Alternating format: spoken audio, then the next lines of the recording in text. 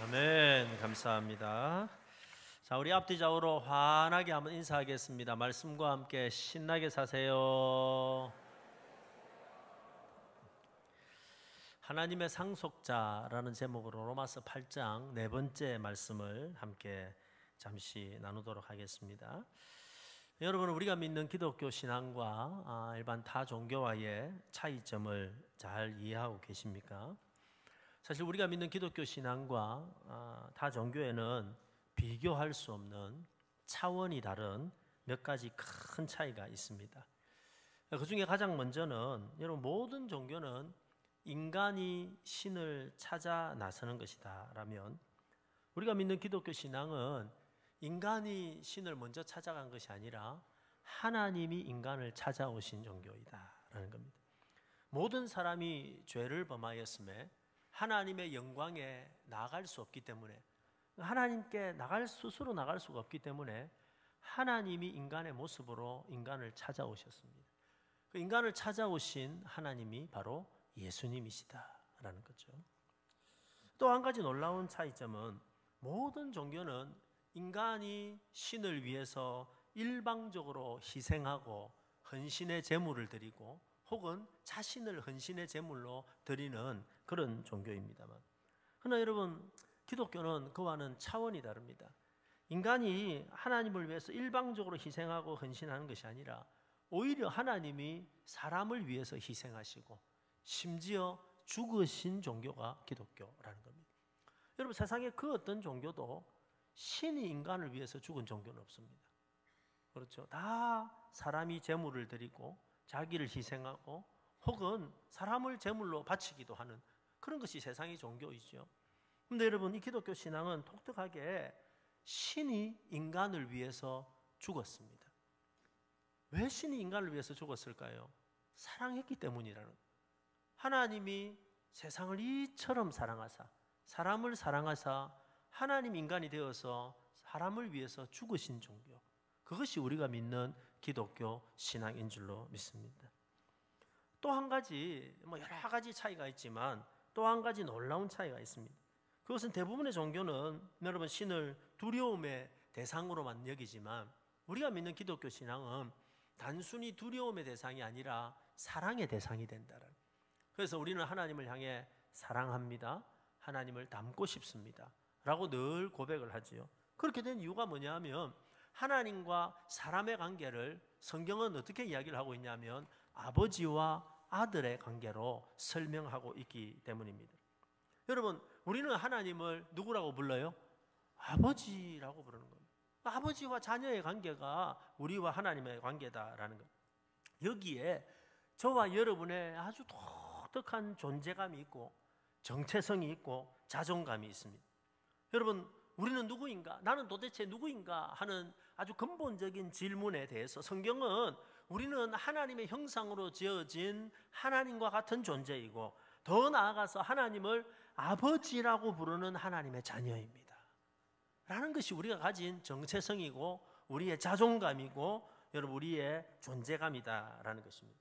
여러분, 우리가 하나님의 자녀가 되고 하나님을 아버지라고 부른다는 것은 언제든지 도움이 필요할 때마다 여러분, 두려움 없이 아버지께 달려갈 수 있는 존재가 우리다. 그리고 우리 아버지는 우리를 아시고 우리를 이해하시고 더 나아가서 우리를 지극히 도와주시기 원하시는 분이 우리 아버지시다 라는 것입니다. 우리가 뭘 잘해서가 아닙니다. 여러분, 우리가 사랑스럽기 때문도 아닙니다. 그냥 우리가 하나님의 자녀이기 때문에 하나님은 우리 아버지 되셔서 우리에게 이런 사랑을 베풀어 주신다라는 것입니다. 이것이 우리가 가지는 아주 특별한 기독교인의 정체성입니다. 세상과 다릅니다. 여러분, 세상은요, 끊임없이 노력을 해야 인정을 받습니다. 자, 우리가 세상에 나가서 인정을 받으려면 끊임없이 노력하고 그 노력을 해서 어떤 결과를 만들어내면 사람들은 우리를 인정하고, 내가 더 인정을 받으려면 더 노력해야 되고 더 애를 써야 되고 더 큰 결과를 만들어야 되고, 그러면 또 세상은 또 우리를 인정하고, 끊임없이 여러분, 이게 쳇바퀴가 되어서 우리를 너무너무 피곤하게 만들어내는 거예요. 그런데 여러분, 성경의 원리는, 하나님의 원리는 전혀 다릅니다. 저와 여러분은 하나님 안에서 처음부터 사랑받는 하나님의 자녀입니다. 이걸 증명하기 위해서 노력하고 애쓰고 뭘 해야 되는 게 아닙니다. 더 할 필요가 없습니다. 여러분, 우리가 잘하든 못하든, 때로 우리가 삶 가운데 승리하든 실패하든 상관없이 예수 안에 있는 우리는 사랑받는 하나님의 자녀다. 그리고 이것은 그 누구도 끊을 수 없는 하나님과 우리와의 관계이다라는 것. 저는 하나님의 아들이라는 표현이 참 좋습니다. 시편 2편 7편에 보니까 7절에 보니까 내가 여호와의 명령을 전하노라. 여호와께서 내게 이르시되 너는 내 아들이라. 오늘 내가 너를 낳았도다. 여러분, 제가 누군지 아세요? 저는 하나님의 아들입니다. 몰랐죠? 네. 여러분 누구십니까? 그죠? 여러분 하나님의 아들이고 하나님의 딸들이다라는 거. 하나님의 아들 김도명. 그죠? 여러분 한번 해보실래요? 시작. 네. 김도명 하지 마시고 여러분의 이름을 넣으셔가지고. 사랑하는 여러분, 우리는 하나님의 사랑받는 자녀입니다. 그 어떤 것도 이 관계에서 끊을 수 없다라는 것. 여러분, 성도가 이 확신을 가지고 살아갈 때 여러분 이 생각이 성령의 생각이고 이 생각은 우리를 살게 만들고 승리하게 만드는 줄로 믿습니다. 지금 제가 4번이나 지금 로마서 8장을 강의하고 있는데 지금까지 강의한 것을 이렇게 탁 모아보면 이렇게 정리할 수 있습니다. 내 안에 성령님이 계십니다. 그분이 내 영을 살리셨습니다. 그리고 나의 몸도 살리실 것입니다. 하나님은 나의 아버지십니다. 나의 하나님, 나는 하나님의 아들입니다. 라는 거예요. 자, 자막을 준비했습니다. 한번 띄워주세요. 자, 같이요. 크게 한번 읽어봅시다. 시작. 내 안에 성령님이 계십니다. 그분이 내 영을 살리셨습니다. 그리고 나의 몸도 살리실 것입니다. 하나님은 나의 아버지십니다. 나는 하나님의 아들입니다. 할렐루야. 자, 성경은 요마스가 말하고 있는 내용이 뭐냐면 너희가 육신을 따라 생각하면 반드시 망할 건데 성령을 따라 생각하면 살아날 거다.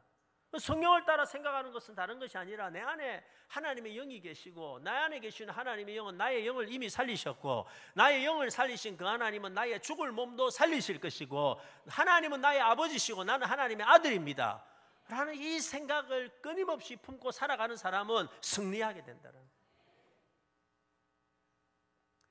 오늘 성경은 우리가 하나님의 자녀이기에 한 가지 더 알아야 될 중요한 사실을 말하고 있습니다. 그것은 우리가 하나님의 자녀이기 때문에 하나님의 상속자다라고 이야기하는 거예요. 16절 17절입니다. 성령이 친히 우리의 영과 더불어 우리가 하나님의 자녀인 것을 정언하시나니 자녀이면 또한 상속자, 하나님의 상속자요 그리스도와 함께한 상속자니. 3번이나 반복하고 있습니다. 우리가 누구라고요? 하나님의 상속자. 상속자라는 게 뭡니까? 아버지의 유산을 물려받는 사람이다 라는 것이죠. 우리가 예수를 믿어 하나님의 아들이 되므로 예수님과 함께 하나님의 모든 유산을 물려받는 상속자가 되었다 라고 이야기를 하는 거예요. 여러분이 하나님의 상속자가 되었다라는 말씀을 들으니까 기분이 좀 어떠십니까? 만약에 여러분이 이렇게 앉아 있는데 어느 날 집에 있는데 어떤 변호사가 여러분 어떤 로펌의 큰 변호사가 찾아와가지고 선생님 누구십니까? 당신이 사실은 우리 대한민국의 큰 기업의 상속자 중에 한 사람입니다 라는 이야기를 여러분이 만약에 들으신다면 아마 오늘 2부 예배 안 앉아 있을 거예요. 그죠? 여기 없을 가능성이 굉장히 높습니다. 그런데 여러분 오늘 우리를 향해서 뭐라고 말하냐면은 여러분 대한민국의 중소기업 대기업과 비교할 수 없는 하나님의 상속자다 라고 말씀해 주시고 있다라는 거예요. 여러분이 상속자다라는 이야기를 누군가에게 들었다라고 하면 솔직하게 정직하게 우리는 뭘 제일 먼저 생각할까요? 그렇죠. 얼마나 상속을 받냐. 우리는 다 똑같습니다. 그죠? 도대체 얼마나 상속을 받습니까? 이게 우리의 가장 중요한 질문이겠죠. 여러분 우리가 하나님의 상속자라면 우리는 도대체 그러면 하나님으로부터 무엇을 상속받을까요? 얼마나 상속받을까요? 오늘 이 부분을 제가 정확하게 한 말씀을 드리려고 생각합니다. 우리가 하나님의 상속자가 되어서 우리는 하나님의 유산을 받게 되는데 그 첫 번째 받게 될 상속의 유산은 바로 아버지의 권세, 하나님의 권세입니다. 오늘 사도 바울은 그리스도와 함께한 상속자다 이런 표현을 씁니다. 17절입니다. 자녀이면 또한 상속자, 하나님의 상속자, 그리스도와 함께한 상속자라고 표현합니다. 자, 그리스도와 함께한 상속자다. 이 말은 무슨 말입니까? 하나님의 아들이신 예수님께서 아버지로부터 받으신 그 상속을 우리도 예수님과 함께 누리게 된다라는 거예요. 같이 받게 된다라는 거, 나누어 받게 된다라는 거죠. 자, 그러면요, 예수님은 아버지 하나님으로부터 받은 상속이 어떤 것일까요? 예수님은 이것이 무엇인지 성천하시기 전에 분명하게 가르쳐 주셨습니다. 마태복음 28장 18절 말씀입니다. 자, 같이 한번 읽어볼까요? 시작.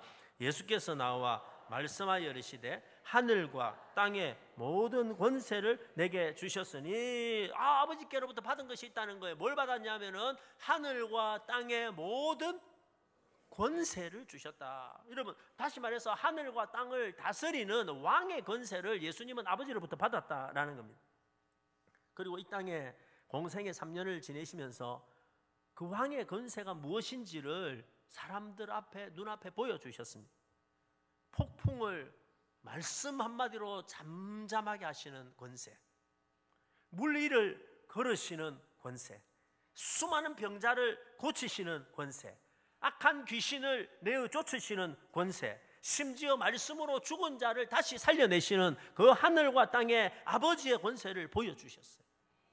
그리고 제자들에게도 이 권세를 부여해 주셨어요. 누가복음 9장 1절에 보니까 이런 말씀이 나와요. 예수께서 12제자를 불러 모으사 모든 귀신을 제어하며 병을 고치는 능력과 뭘 주시고? 권세를 주셨다는 거예요. 아버지로부터 예수님이 받은 권세를 제자들에게 나누어 주셨다는 거예요. 심지어 예수님이 세운 교회에도 이 권세를 주셨어요. 예수님이 교회를 향해서 이렇게 이야기하셨습니다. 마태복음 16장 18절에 보니까 또 내가 내게 이르노니 너는 베드로라. 내가 이 반석 위에 내 교회를 세우리니 음부에 뭐가? 권세가 이기지 못하리라. 다시 말해서 여러분, 우리가 연약한 사람들이 모인 우리 교회지만 교회는 건물이 아니고 교회는 우리들의 모임이죠. 예수 믿는 사람들의 연약한 사람들이 모인 모임일지 모르지만 하나님께서 하늘과 땅의 권세를 예수님이 받으시고 그 권세를 우리 교회에 주심으로 말미암아 여러분, 교회가 함께 기도하고 교회가 하나님 앞에 나아갈 때 귀신이 나가고 사탄이 물러가고 악귀가 나가는 권세를 우리에게 주셨다라는 거예요. 그런데 여러분, 사실은 성경을 우리가 자세히 보면 이 다스리는 권세는 태초에 하나님이 사람을 만드시고 처음 만드신 사람에게 이미 주셨어요. 창세기 1장 28절에 보니까 이런 내용이 나옵니다. 하나님이 그들에게 복을 주시며 하나님이 그들에게 이르시되 생육하고 번성하여 땅에 충만하라. 땅을 정복하라. 바다의 물고기와 하늘의 새와 땅에 움직이는 모든 생물을 뭐하라? 다스리라. 다스리는 사람은 누구? 왕. 그러니까 여러분, 하나님이 사람을 만드시고 온 자연 만물을, 하늘과 땅을 다스리는 권세를 사람에게 주신 거예요, 처음에. 그런데 사람이 범죄함으로 말미암아 그 권세를 다 잃어버리게 되었어요. 그런데 이 땅에 오신 하나님, 예수님을 통해서 여러분, 우리는 다시 이 권세를 회복하게 되었다라는 겁니다. 그래서 그 다음부터는요, 우리는 예수님의 이름으로 이 권세를 누리는 거예요. 그래서 여러분, 성경에 보면, 복음서에 보면 이런 기록이 많이 나옵니다. 마가복음 16장 17절에 보니까, 자, 같이 한번 읽어볼까요? 시작. 믿는 자들에게는 이런 표적이 따르니 곧 그들이 내 이름으로 귀신을 내쫓으며 새 방언을 말하며, 누구 이름으로? 예수님의 이름으로. 예수님의 이름으로. 여러분, 예수님이 우리를 회복시켜 주심으로 말미암아 더 이상 우리가 다른 이름으로 아니요, 예수의 이름으로 하나님의 권세를 누리게 되었다라는 거예요. 이 사실을 깨달았던 베드로는 그 권세를 사용해서 여러분, 역사를 일으키기 시작합니다. 사도행전 3장 6절에 우리가 잘 아는 말씀이 나오죠. 베드로가 이르되 은과 금은 내게 없거니와 내게 있는 것을 내게 주노니 곧 나사렛 예수 그리스도의 이름으로 일어나 걸어라 했더니 그가 일어나 걷고 뛰고 했더라 라고 성경에 기록이 되어 있는 거예요. 사랑하는 성도님 여러분, 저와 여러분이 예수님을 믿음으로 하나님의 자녀가 되어서 받은 첫 번째 유산은 온 세상 만물을 다스리는 왕의 권세입니다. 그리고 우리가 예수님의 이름으로 이 권세를 사용할 때 역사가 일어나게 되는 줄로 믿습니다. 요한복음 14장 13절 말씀입니다. 자, 같이 한번 크게 읽어봅시다. 시작. 너희가 내 이름으로 무엇을 구하든지 내가 행하리니 이는 아버지로 하여금 아들로 말미암아 영광을 받으시게 하려 함이니라. 할렐루야. 저와 여러분에게 이 놀라운 권세가 있음을 믿으시기를 바랍니다. 오늘 두 번째, 우리가 하나님의 자녀가 되어서 우리가 받게 되는 두 번째 유산은 무엇일까요? 자, 이제부터 아주 중요합니다. 그것은 아버지의 집입니다. 하나님의 집. 자, 이제부터 부동산에 관한 이야기를 좀 하겠습니다. 우리가 좋아하는 부동산, 하나님의 집을, 아버지의 집을 유산으로 받았다는 거예요. 예수님이 죽음을 앞두시고 제자들에게 놀라운 말씀을 하십니다. 그것은 아버지의 집에 관한 이야기였습니다. 자, 요한복음 14장 2절 3절에 내 아버지 집에 거할 곳이 많도다. 그렇지 않으면 너희에게 일렀으리라.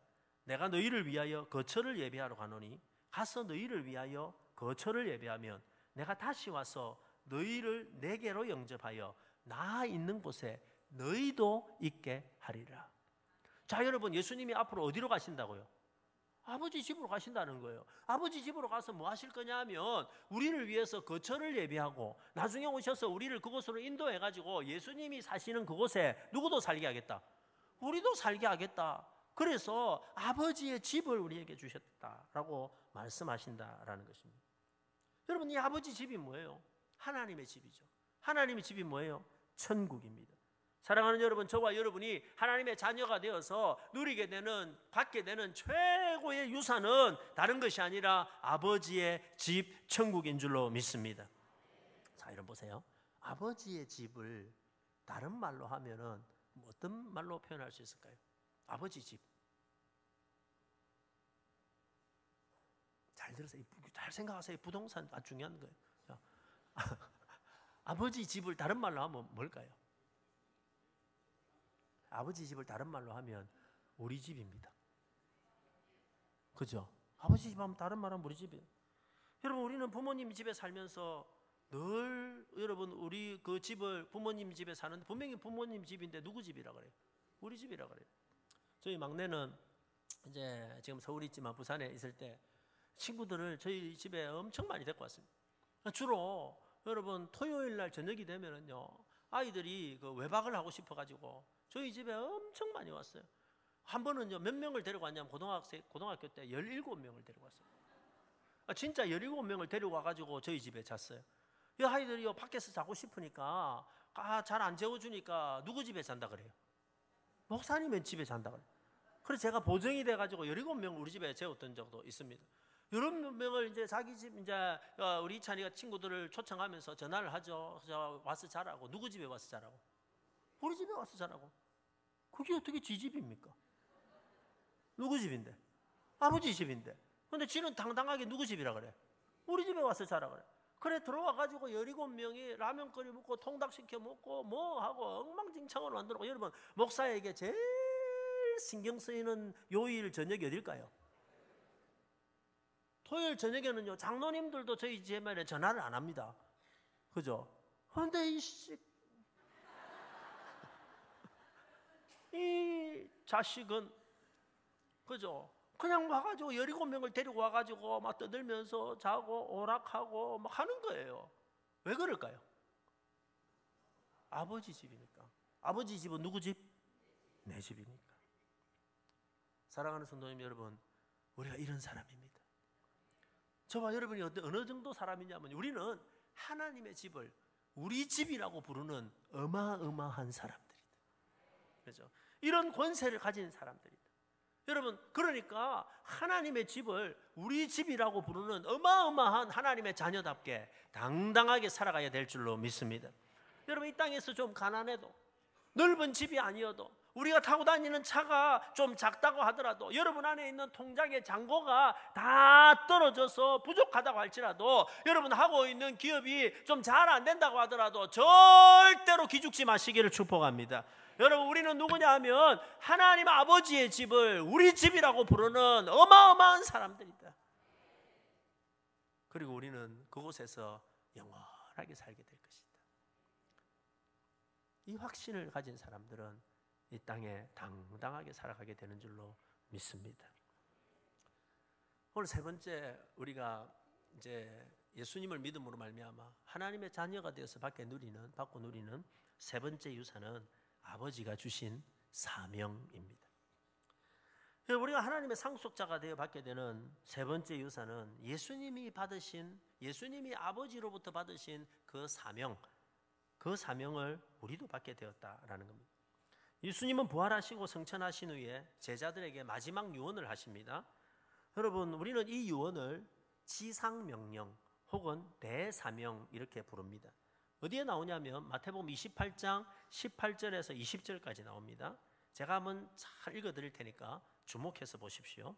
예수께서 나와 말씀하여 이르시되 하늘과 땅의 모든 권세를 내게 주셨으니 그러므로 너희는 가서 모든 민족으로 제자로 삼아 아버지와 아들과 성령의 이름으로 세례를 베풀고 내가 너희에게 분부한 모든 것을 가르쳐 지키게 하라. 볼지어다 내가 세상 끝날까지 너희와 항상 함께 있으리라 하시니라. 자, 예수님이 이 땅에 왜 오셨습니까? 예수님은 하나님 아버지가 주신 사명을 가지고 이 땅에 오셨는데 그 사명은 다른 것이 아니라 모든 민족으로 제자를 삼아서 세례를 주고 하나님의 자녀들이 이 땅에 가득하게 하는 것이 예수님의 사명이었습니다. 그리고 그 사명을 위해서 여러분 십자가에 죽으시고 부활하심으로 말미암아 그 사명을 이루는 모든 조건을 다 이루어 놓으셨습니다. 그리고 성천하시면서 우리를 이 땅에 남겨두셨습니다. 왜 우리를 이 땅에 남겨두셨을까요?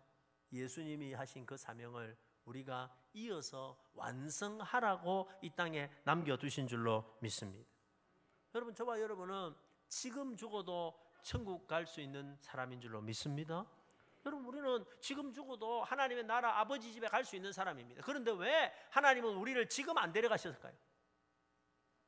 우리가 해야 될 일도 있고 여러분 우리가 자녀도 키워야 되고 사업도 해야 되고 여러 가지 일도 해야 됩니다. 그러나 여러분 가장 궁극적인 이유는 뭐냐 하면 저와 여러분이 지금 죽어도 언젠가는 다 천국 가게 되는 여러분 당장이라도 천국 갈 수 있는 사람이지만 이 땅에 남겨두신 가장 중요한 이유가 있다면 예수님이 이루신 그 사명을 우리도 이어받아서 그 사명 완수하라고 남겨두신 것입니다. 우리 모두는 각자 직업이 있습니다. 우리 모두는 각자의 삶이 있습니다. 여러분에게는 각자 꿈도 비전도 있을 것입니다. 그러나 여러분 우리가 다 다른 사명과 비전과 꿈과 삶의 모습이 다 다르다 하더라도 우리는 공통점이 하나가 있습니다. 여기 있는 모든 사람들의 공통점이 하나가 있습니다. 그것은 언젠가는 우리 모두는 아버지 집에 다 들어가게 될 거다. 그게 사실 길지 않습니다. 여러분 그 아버지 집에 다 들어가기 전에 우리를 이 땅에 남겨두신 우리 모두의 공통적인 사명이 있습니다. 우리가 무슨 직업을 가지든 무슨 사업을 하든 여러분 어디에서 살든 어떻게 살든 상관없이 우리 모두에게 주신 공통의 사명이 있는데 그것은 모든 민족으로 제자를 삼아 세례를 주고 여러분 이 땅에 하나님의 자녀들이 가득하게 하는 것입니다. 이 사명을 우리가 받았다라는 것입니다. 여러분 우리가 이 사명을 가장 우선적으로 생각할 때 그 사명을 이루라고 뒤에 것은 자동으로 따라오게 되어 있습니다. 사업하는 것도 건강도 자녀도 다른 모든 것들도 그 뒤에 자동으로 따라오게 되어 있습니다. 문제는 이 순서가 바뀌면은 여러분 우리가 이 땅에서 아무리 부자로 살고 아무리 사업을 잘하고 여러분의 자식이 아무리 잘된 것 같아 하더라도 그거 길어봤자 10년 20년 30년 길어봤자 40년 한순간에 우리는 아버지 집에 다 가게 될 것입니다.